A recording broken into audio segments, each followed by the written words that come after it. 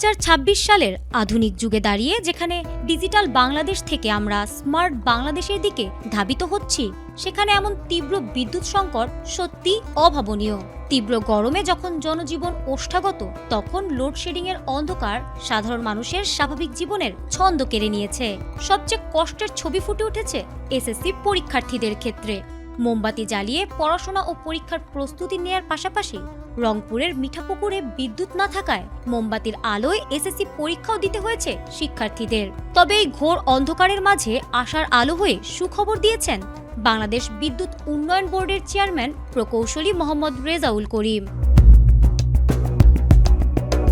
গত সোমবার সন্ধ্যায় তিনি জানিয়েছেন, জাতীয় গ্রিডে বড় অঙ্কের বিদ্যুৎ যুক্ত হওয়ার প্রক্রিয়া শুরু হয়েছে। ভারতের ঝাড়খণ্ডে অবস্থিত আদানি পাওয়ার প্ল্যান্টের দ্বিতীয় ইউনিটটি দীর্ঘ প্রতীক্ষার পর পুনরায় জাতীয় গ্রিডের সাথে সফলভাবে যুক্ত করা হয়েছে বলে জানিয়েছেন তিনি। প্রাথমিক তথ্যানুযায়ী এই কেন্দ্র থেকে বর্তমানে প্রায় 925 মেগাওয়াট বিদ্যুৎ সরবরাহ শুরুও হয়েছে, যা ধুঁকতে থাকা বিদ্যুৎ ব্যবস্থায় নতুন প্রাণের সঞ্চার করেছে।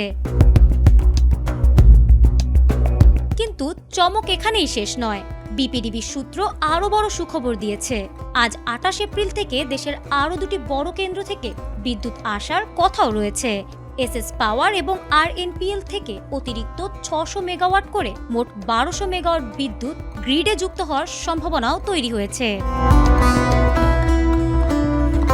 হিসাব করলে দেখা যায়, গত শনিবার যখন 16,900 মেগাওয়াট চাহিদার বিপরীতে উৎপাদন ছিল মাত্র 14,712 মেগাওয়াট, তখন ঘাটতি ছিল বিশাল। আদানির এই 925 মেগাওয়াট এবং নতুন আরও 1200 মেগাওয়াট বিদ্যুৎ সরবরাহ পূর্ণমাত্রায় শুরু হলে লোডশেডিং এর যন্ত্রণাময় রাতগুলো দ্রুতই শেষ হতে চলেছে।